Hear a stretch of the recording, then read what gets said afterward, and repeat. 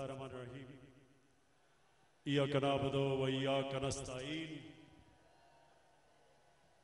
मीरपुर में आने वाले इस जलसे में नौजवान, बच्चे और ख़ास तौर पे ख्वातीन, मैं आप सबको इतनी गर्मी में यहाँ खड़े होने की खराज तहसीन पेश करता हूँ। मैं नौजवानों थोड़ी सी आपको तारीख बताना चाहता हूं। जब 5 अगस्त 2019 में हिंदुस्तान ने फैसला किया कि कश्मीरियों की स्टेटहुड लेने का, जब उन्होंने ये फैसला किया तो मैं बड़ा हैरान हुआ कि क्या इनको कोई फिक्र नहीं थी कि पाकिस्तान क्या करेगा।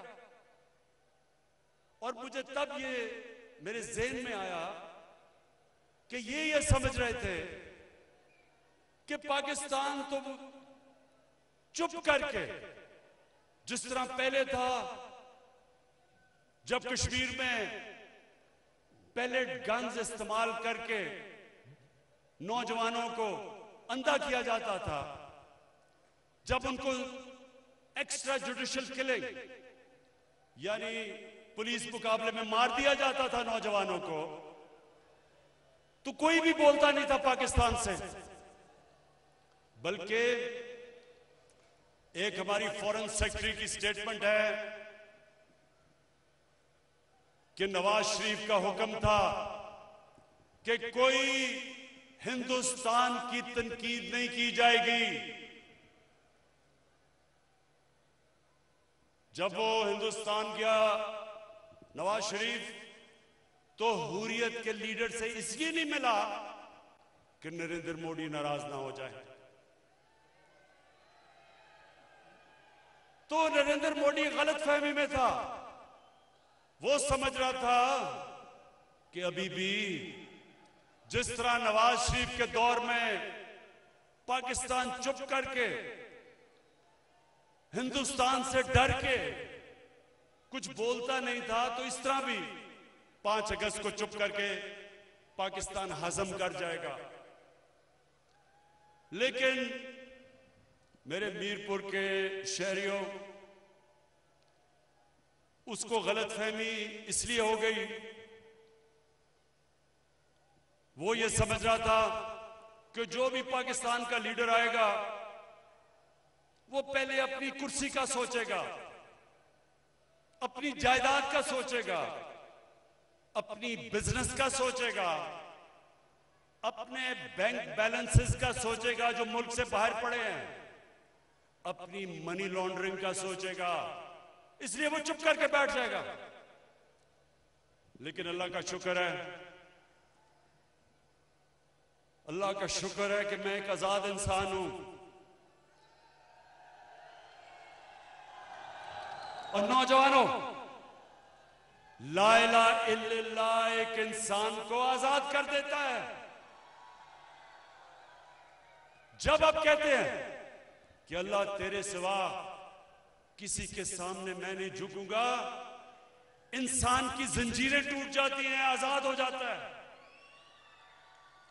हर खौफ से आजाद हो जाता है।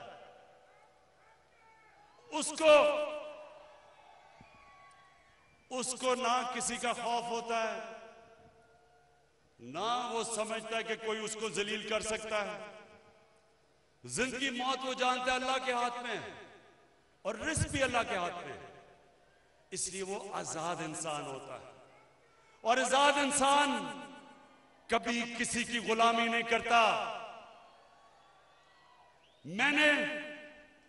और मुझे इस चीज का फख्र है कि कश्मीर का जो मैंने केस सारी दुनिया में उठाया, 50 साल के बाद कश्मीर का नाम यूनाइटेड नेशन सिक्योरिटी काउंसिल ने लिया। यूनाइटेड नेशंस की जनरल असेंबली में कश्मीर का नाम इसलिए नहीं लिया कि मुझे कोई वोट चाहिए थी। कश्मीर का इसलिए नाम लिया कि मैं बचपन से समझता था कि कश्मीर के लोगों में जो जज्बा और जुनून, जिस तरह वो अपनी मुसलसल जद्दोजहद में रहे, कभी उन्होंने हार नहीं मानी। कत्लेआम हुई कश्मीर में, 1 लाख कश्मीरी शहीद हो चुका है, लेकिन वो हार नहीं माने। बचपन से मैंने फैसला किया था कि अल्लाह जब भी तूने मुझे मौका दिया, मैं कश्मीर का केस सारी दुनिया में लड़ूंगा। और मेरे नौजवानों, मैंने हर फोरम पे लड़ा, मैंने मीडिया पे लड़ा, बड़ी बड़ी बाहर की चैनल CNN, BBC, उनके थिंक टैंक्स में अमेरिका में जाके,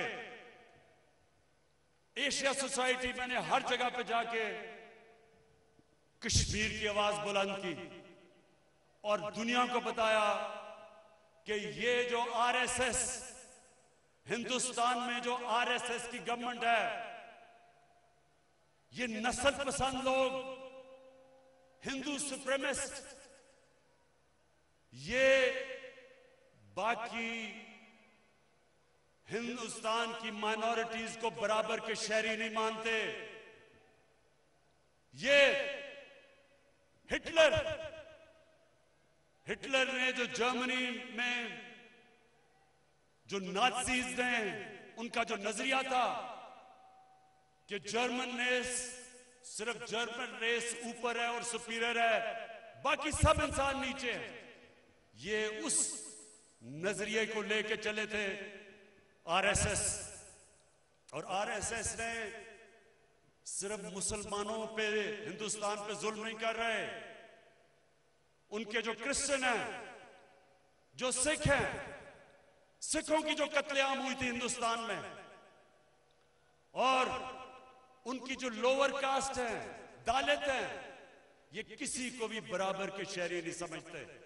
और इस नजरिए की वजह से नरेंद्र मोदी ने कश्मीर पे 5 अगस्त का जो कदम उठाया, क्योंकि वो समझते हैं कश्मीरी बराबर के इंसान नहीं है, वो कश्मीरियों को बराबर के शहरी नहीं समझते। वो समझते हैं कि कश्मीरियों को जब ये डंडा दिखाएंगे, जब जुल्म करेंगे, ये घुटने टेक देंगे। तो आज हम अपने मकबूजा कश्मीर के दिलेर नौजवान, मैं आज इधर से आपको सलाम पेश करता हूं। दुनिया में नहीं कोई समझता था कि 8 लाख फौज इन्होंने 90 लाख कश्मीरियों पे लाके बैठा दी। कोई और दुनिया में कोई और इंसान होते, उन्होंने घुटने टेक देने थे, लेकिन कश्मीरी एक दलेर कौम, एक अल्लाह में मानने वाली कौम, एक ला इलाहा इल्लल्लाह के मानने वाली कौम,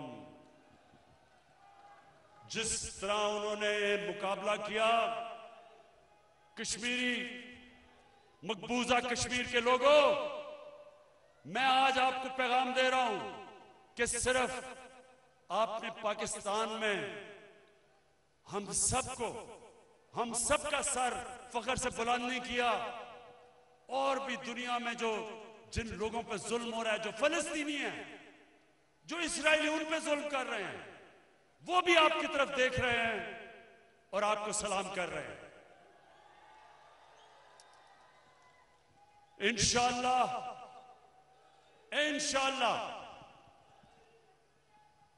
हमारा अल्लाह में ईमान है। अल्लाह कहता है कि कुरान में कि हर मुश्किल के बाद मैं आसानी पैदा करता हूं। अल्लाह का वादा है ईमान वाले लोगों के लिए कि हर मुश्किल के बाद मैं आसानी पैदा करता हूं।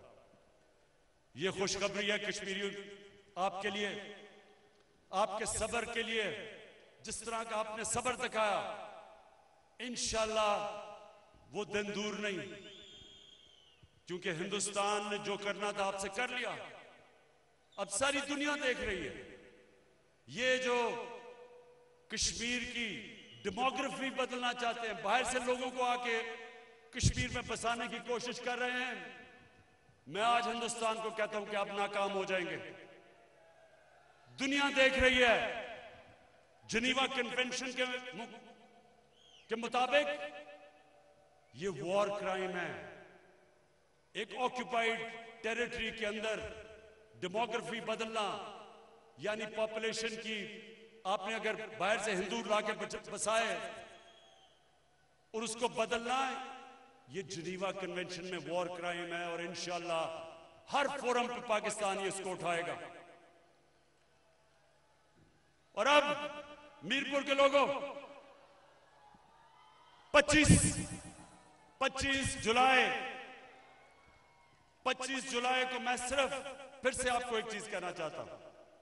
मैं जिस जलसे में जाता हूं, मैं एक ही चीज कहता हूं, जो भी वोट डालने जाए 25 जुलाई को, वो एक सवाल पूछे वोटर से कि क्या जिस पार्टी के लिए आप वोट डाल रहे हैं उसका जो सरबराह है, क्या वो सादिक और अमीन है या वो चोर है। ये आपने इसलिए पूछना है कि जितना मर्जी ईमानदार कैंडिडेट भी हो, जितना मर्जी ईमानदार कैंडिडेट हो, जिस भी जमात में हो, लेकिन अगर उस जमात का सरबराह 2 नंबर हो, करप्ट हो, मनी लॉन्ड्रर हो, चोरी करके मुल्क का पैसा लंदन में ले गया हो, बड़े बड़े महलों में रहता हो चोरी के पैसे पे, जितना मर्जी ईमानदार वो कैंडिडेट हो, वो पार्टी होगी करप्ट, वो होगी 2 नंबर। क्योंकि जो सरबराह होता है वो होता है पार्टी के अंदर। और अगर तहरीक इंसाफ का कोई कैंडिडेट आप समझते हैं कि 2 नंबर है, हो सकता है कि तहरीक इंसाफ में भी हमने किसी 2 नंबर को टिकट दे दिया हो, मैं कह नहीं सकता, लेकिन मैं आपको ये यकीन दिलाता हूं कि कभी भी जो भी नीचे आ गया, अगर मैं खुद चोरी नहीं कर रहा और पैसे नहीं बना रहा, तो मैं उसको कैसे पैसे बनाने दूंगा? मैं उसको चोरी कैसे करने दूंगा? वो तो तब अगर मैं खुद चोरी कर रहा हूं तो मैं फिर आंखें बंद कर लेता हूं, नीचे भी सारे खाए, मैं भी खाता हूं, बल्कि चोट तो नहीं लगी किसी को, वहां नहीं लगी, माशाल्लाह कश्मीरी जान है, तकड़े हैं लोग। अच्छा, तो वो ऐसे है कि ये जो 2 बड़ी पार्टी 30 साल से इस मुल्क को नोच रही थी, इनके जो लीडर हैं ये करते क्या है? क्योंकि ये खुद पैसा बना रहे होते हैं, ये दूसरों को भी जो इनके नीचे हैं, पंजाबी का लफ्ज है कि उनको भी काना कर देते हैं, उनको भी बनाने देते हैं पैसा, ताकि हमाम में सभी नंगे हो, ताकि कोई इनको कह कुछ ना सके। तो नौजवानों, आपने तबलीग करनी है 25 को। वोट, देखिए, वोट से आप अपने मुल्क का, अपनी कौम का आप मुस्तकबिल बदल सकते हैं। वोट कभी ना सोचें कि मेरी दोस्ती है, मेरा खानदान है, मेरी बरादरी है, मेरा कबीला है, इस तरह कभी ना सोचा करें। हमारा मुल्क कभी अजीम मुल्क नहीं बनेगा। हमारे नबी सल्लल्लाहु अलैहि वसल्लम ने मदीना में आके, मुख्तलिफ कबीले थे, आपस में लड़ते थे, हमारे नबी सल्लल्लाहु अलैहि वसल्लम ने एक बड़े नजरिए पे सबको इकट्ठा कर दिया, सारे कबीले वालों की आपस की लड़ाइयां कैसे खत्म की?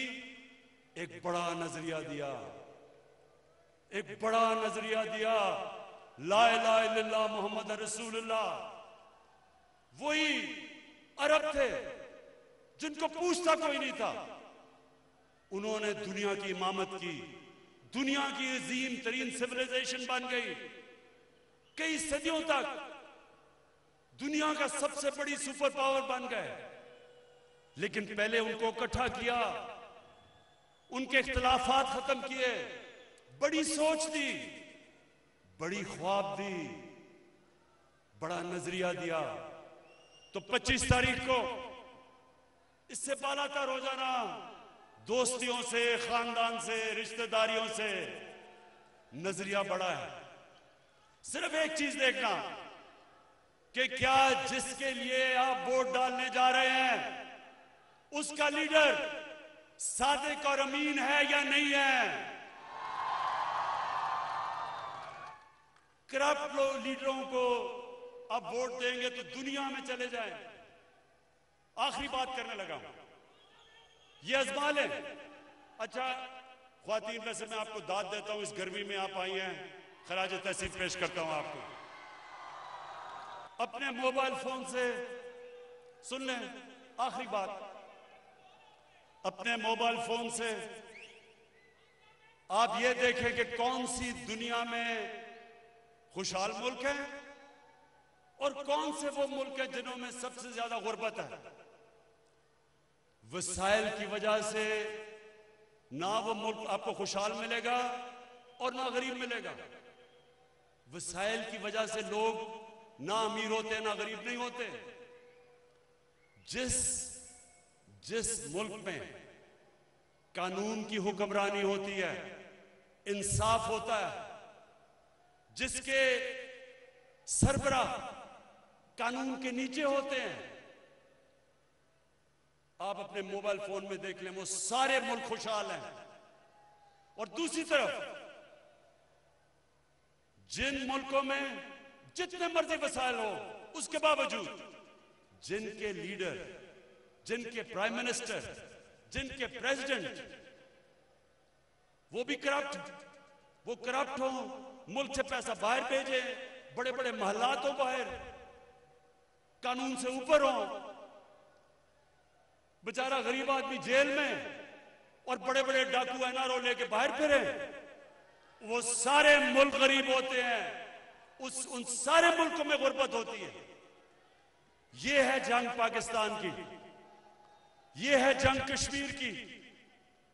ये जंग ये है कि हमने ताकतवर डाकुओं को कानून के नीचे लेके आना है। हमने कानून की हुक्मरानी कायम करनी है। हमने आम आदमी को जुल्म से रिहा करना है। ताकतवर जो जालिम है, जुल्म का निजाम खत्म करना है। इसलिए हजरत अली रज़ी अल्लाह ताला ने कहा था कि कुफर का निजाम चल जाएगा, लेकिन जुल्म और नाइंसाफी का निजाम नहीं चल सकता। तो इसलिए 25 को जरूर पूछना कि ये जो बाहर बैठे हुए हैं, अगर इनको डर नहीं है, इन्होंने कोई गलत काम नहीं किया, मुल्क में तो आजाद अदालतें हैं, क्यों बाहर भागे हुए हो? इस मुल्क की अदालतें आज आजाद हैं। आज कोई डिक्टेशन नहीं लेती किसी गवर्नमेंट से। इनके ज्यादातर लोग तो इनकी अपनी हुकूमत में बाहर भाग गए थे। ये जो इसहाक डार और ये जो नवाज शरीफ के बेटे, ये तो पहले ही बाहर भाग गए थे। डर लग गया था कि इमरान खान आ रहा है, एनआरओ नहीं मिलेगा, पहली बार भाग गए। तो इनसे पूछे कि आप आज मुल्क से बाहर क्यों बैठे हैं? क्यों नहीं आके अदालतों के खड़े होते? क्यों नहीं अदालतों में आके अपनी सफाई पेश करते? मेरे ऊपर जब इन्होंने इंतकामी कार्रवाई की, मुझे सुप्रीम कोर्ट में लेके गए, मैं तो मुल्क से बाहर नहीं भागा। मैंने सुप्रीम कोर्ट में खड़े होके 8 महीने एक एक चीज का जवाब दिया। जो इन्होंने मेरे से सबूत मांगे, एक एक सबूत दिया मैंने। हालांकि मैं तो एक खिलाड़ी था, उसके बावजूद मैंने अदालत में सारे जवाब दिए। मैं बाहर इसलिए नहीं भागा क्योंकि मैंने चोरी नहीं की थी। ये बाहर इसलिए भागे हुए हैं कि 30 साल से मुल्क को लूट रहे थे। तो नौजवानों, मेरे मीरपुर और कश्मीर के लोगों, 25 तारीख को हमने फैसला करना है कि इंशाल्लाह बल्ले को वोट लगा के एक नया कश्मीर खड़ा करना है इंशाल्लाह। पाकिस्तान जिंदाबाद।